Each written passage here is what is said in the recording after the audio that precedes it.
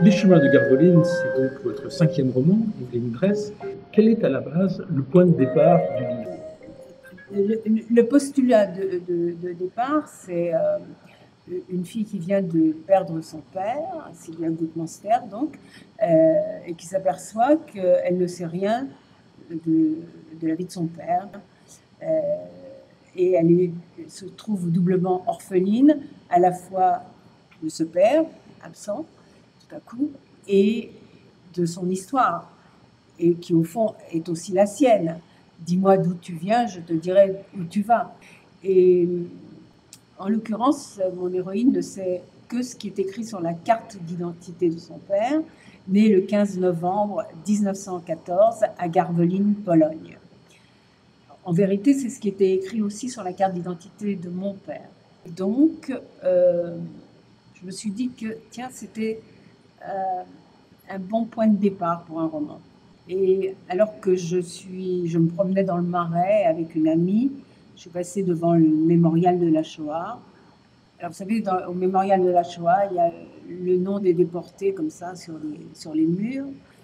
Et à ce moment-là, je me suis souvenue que j'avais 3 prénoms et qu'en 3e prénom, je portais celui d'une sœur de mon père morte en déportation, qui s'appelait Sylvia. Tout a commencé parce que Sylvia ne s'appelait pas Sylvia, mais Sivia, C-Y-W-I-A. Et j'ai eu envie de la connaître, de savoir qui elle était, de connaître l'histoire de mon père, de sa famille. Et je suis partie à vélo en Pologne. Vous êtes à la fois actrice, scénariste, réalisatrice, et également peintre.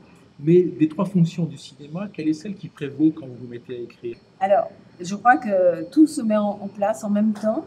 Quand j'écris, je vois les images, donc c'est sans doute la réalisatrice. Quand je vais sur place et que je joue le personnage, enfin que le personnage m'investit, ben, je travaille en fait comme une comédienne.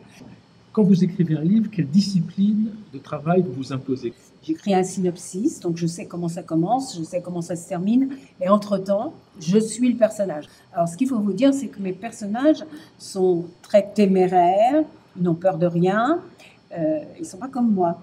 Où est, dans ce livre, dans ce roman, la frontière entre ce qui est autobiographique et la fiction?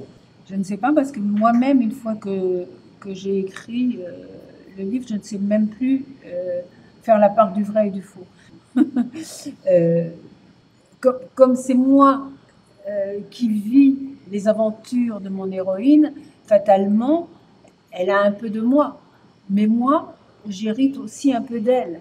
Donc, nos vies se confondent. Est-ce que vous seriez d'accord pour dire qu'il y a en fait une double recherche, à la fois qui est une recherche autour du père biologique, du père naturel, de la famille, et une recherche d'identité beaucoup plus fondamentale, beaucoup plus existentielle? Vous avez raison pour dire qu'il y a une quête à la fois identitaire et existentielle. Ce qu'on n'a pas dit, c'est quand même les chemins de Garveline, c'est aussi une histoire d'amour.